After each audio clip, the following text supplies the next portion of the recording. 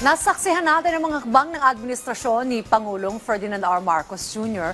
upang mapabuti pa ang sektor ng transportasyon sa bansa. Tulad na lamang ng pinagandang busway, pagde-deploy ng Dalian trains at libreng sakay. Ngayon naman, tingnan natin ang mga pagsisikap ng gobyerno katuwang ang pribadong sektor upang palawakin pa ang connectivity at gawing modern o makabago ang mga paliparan sa ating bansa. Panoorin po natin ito.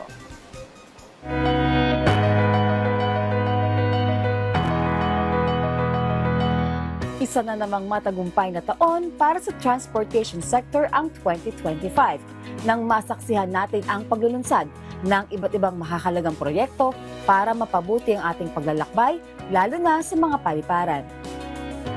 At sakto naman ngayong Kapaskuhan at sa pagdating ng bagong taon, wala na yatang mas mabuti pang regalo para sa mga turista at biyaherong pauwi sa kanilang tahanan ang pinakabagong facilities sa Ninoy Aquino International Airport Terminal 3. Kabilang dito ang biometric immigration e-gates, mga bagong dining spaces na nagtatampok ng local brands at mga pasilidad na nakatuon sa comfort, safety at excellent service. Yung proseso ng immigration sa e-gates na ginawa nila at inimplement nila ngayon, from several minutes, minsan umaabot 15 to 20 minutes yung pila mo, nasa 20 seconds na lang. Ganon kabilis. Ang goal ng Department of Transportation ever since, sabi ni Secretary Banoy, ang utos ng Presidente, bring back the time of our passengers. No? Kasi siyempre, yung time na ipipila mo dun, gawin mo na lang para sa, ibigay mo na lang sa pamilya mo, spend time with your friends, with your family. So from 20, 30 minutes, minsan umaabot pa ng isang oras on before.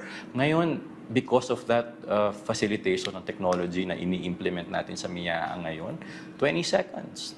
20-30 seconds. Napakagandang improvement yan. And yan ay pinilit ni Pangulo sa atin nung nag-uumpisa yung privatization. Isa yan sa mga items na talagang kailangan ma-improve. Digitalization, technological advancement, paikliin or bawasan ng pila. Much better yung may ganito kasi nung nakaraang uwi ko kasi puro manual. Pag may ganito, dire-diretso lang ilabas ng tao kaya mas okay. Hindi nata-traffic sa loob yung tao. So, thankful kasi may pagbabago kahit paano. Hindi nai-stuck yung dati na ganun pa din. Modernize.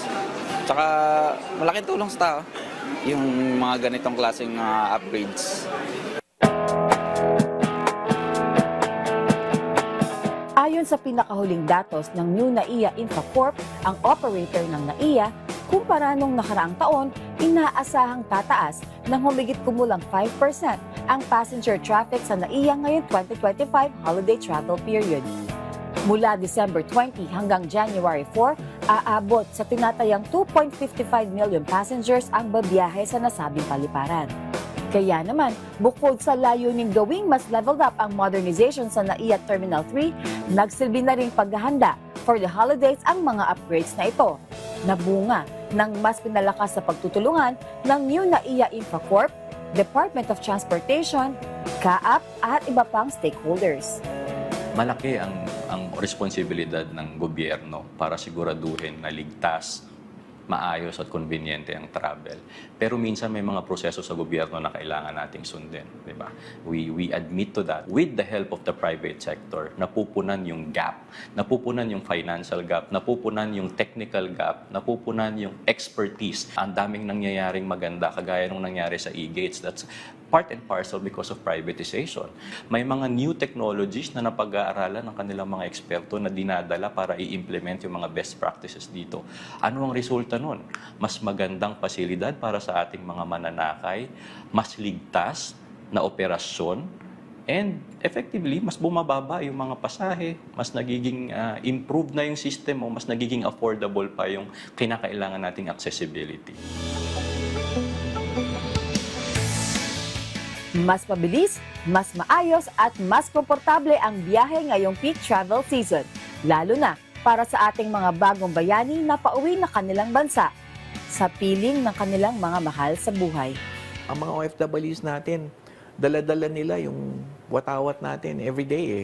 And they serve with dignity, pride, quality of work, loyalty, and yung tinatawag na extra miler. ang Pinoy, di ba? Uutusan sa isang bagay, gagawin pa ang isa at higit pa doon para makover sigurado pulido ang trabaho. Na witness ko mismo ang Pangulo at ang First Lady kapag kinakausap nila yung OFWs. They're so touched by the sacrifices, by the narratives, yung experiences na ninanarrate sa kanila. Ngayong 2025, hindi lang modernization ang natunghayan natin, kundi maging ang pagbubukas ng ilang pasilidad sa NAIA para sa overseas Filipino workers. Mayroon ng dedicated immigration lane para sa kanila. Bukod pa rito, pwede silang makapag-relax at recharge sa OFW Lounge na may libreng pagkain, inumin, wifi at charging stations. Maayos po ang serbisyo. Masarap yung mga pagkain, siyempre. Nakilang beses na ako kumain, 2 beses na kumain. Ganun po, okay ang serbisyo niya. Ganun din, dun sa Terminal 1 dati, ganun din last year kasi nag-umuwi daw last year eh. Maayos po ang ano niya. Dati, walang ganito eh. Siyempre, nung magkaroon ng ganito, di, masasaya yung mga OFW, siyempre, lalo na yung mga mahaba oras sa kanilang flight, meron silang matutuluyan ba. Maraming salamat to sa magawa nyo ng ganitong OFW Lands. Sa ngayon, napapakinabangan ng karamihan ng OFW at sana tumagal pa to, maging maayos lalo.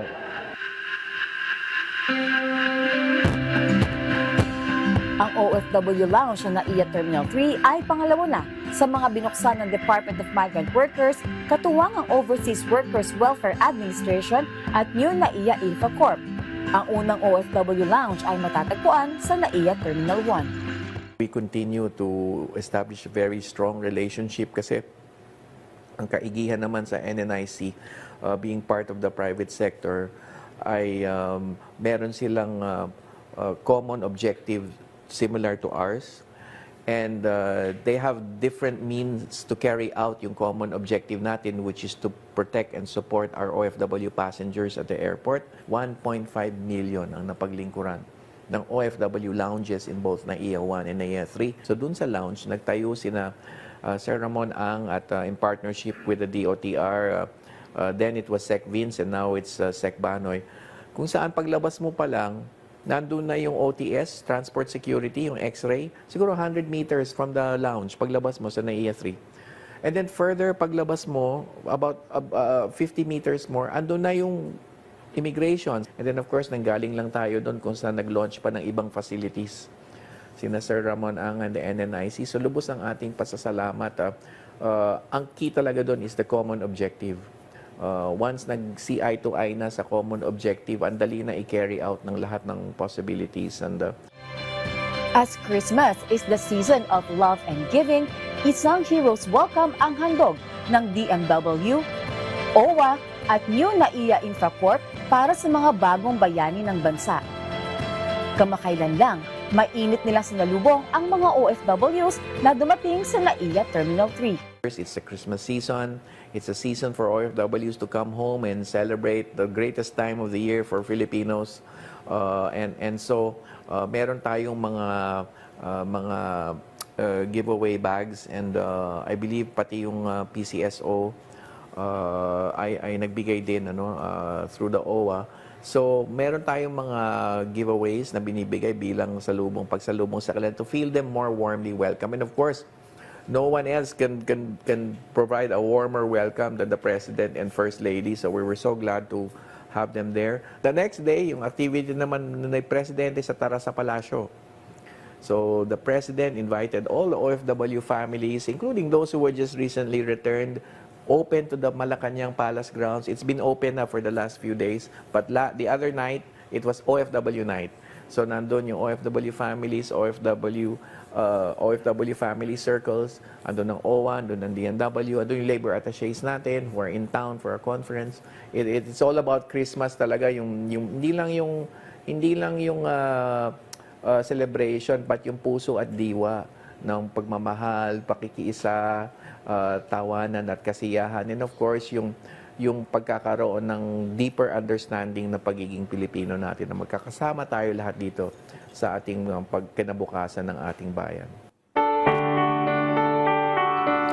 Sa kabila ng patuloy na paghahanda ngayong holiday, pinaaalalahanan ng lahat ng mga biyahero na planuhin ng maigi ang kanilang biyahe at maglaan ng oras papuntang airport. Alam namin marami magta-travel. Magbaon po tayo ng maraming pasensya, marami pong magta-travel. Agahan po natin ang pagpunta hanggat maaari. Huwag po tayong magpahuli sa ating mga flights. Pinaka-importante rin po, alamin natin yung mga updates kung ano ang meron sa mga sasakyan ninyong airline. Nagbabago po yan. Minsan, naglagay po tayo ng mga malasakit help desk sa ating mga paliparan. Pag meron po kayong concern, complaint, meron po kayong kailangang ayusin, meron po kayong reklamo sa inyong mga flight, lumapit lang po kayo doon sa help desk at tutulungan po nila kayo. We commit po sa ating mga mananakay na sisiguraduhin namin na maayos ang inyong travel this holiday season. Ang amin pong hiling sa inyo ngayong holiday season ay ligtas na paglalakbay. Patuloy na pagsisikapan ng lahat ng sektor na palawakin pa ang konektibidad at gawing mas makabago ang mga paliparan sa bansa. Para naman mas maramdaman ng bawat Pilipino ang ginhawa ng mas maayos na biyahe. Ngayong 2026, sama-sama nating abutin ang mas malalaki pang pangarap natin sa transportasyon. Dahil sa bagong Pilipinas, walang maiiwan sa biyahe patungong kaunlaran.